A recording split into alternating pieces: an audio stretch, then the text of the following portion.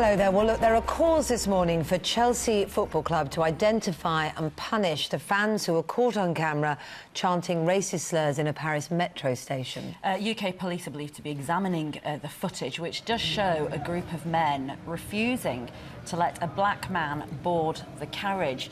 And you can hear a sort of chant as well in it. The club has condemned the behaviour, saying any fans involved would face a ban. We're joined now by former Chelsea player Mickey Ambrose. Good morning to you. Good morning. Obviously, widespread condemnation, huge shock. I mean, the racist chanting and the fact it was done so brazenly in public, how did that make you feel, knowing they were Chelsea fans? Very upset. I used to stand in the shed end as a 10-year-old at Chelsea back in the day in the 70s, and obviously we had problems then, both players and fans as well, but we've gone back to the dark ages. I mean, it's very upsetting. I think that it's basically a disgrace, and if I can say, these morons should be, the book should be thrown at them.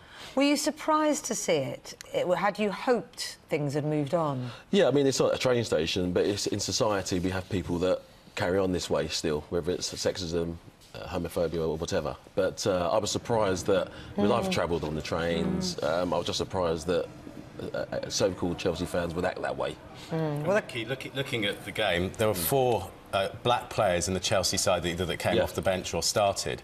How does that fit? I never quite understand that fans have black players in their side and yet they can be chanting that sort of stuff on the way to the ground. Yeah, it's a good question, and something we just can't get into their head, because they're calling their name, they want their autograph, and yet they come out and do things like this. So obviously, were they Chelsea fans or were they just out for trouble? And obviously the police are looking at these pictures. You can actually quite clearly, in one of the grabs from the video, see who these people are. I'm sure they will be found. What should Chelsea do about that? Well, Chelsea acted swiftly with the statement. I think, as I said, they should...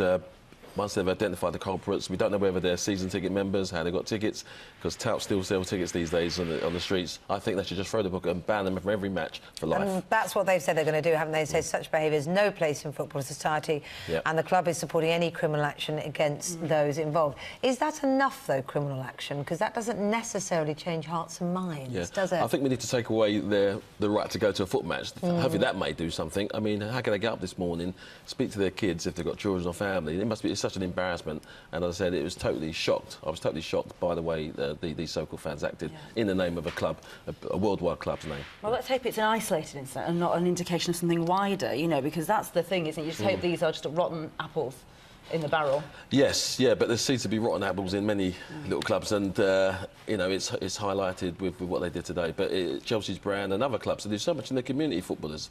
In clubs, they have football in the community, they go and talk to kids, and then you get this, because Chelsea's Football Foundation is fantastic around the world, and I just think they just tarnished the club's name. And lastly, Mickey, you talked about going to Stamford Bridge as a kid. Yeah. Things have changed since then. I mean, things were very different then, weren't they, in those days? I mean, not that we had to sit, no seats then, we had to stand, but I mean, in terms of, there was racial abuse then, at Chelsea then, and at other clubs, and but we've moved on since then, and if you think of what black players have given to football, and the fact that they have black players in the team and they're shouting that is just, well, it's just beggars belief, really.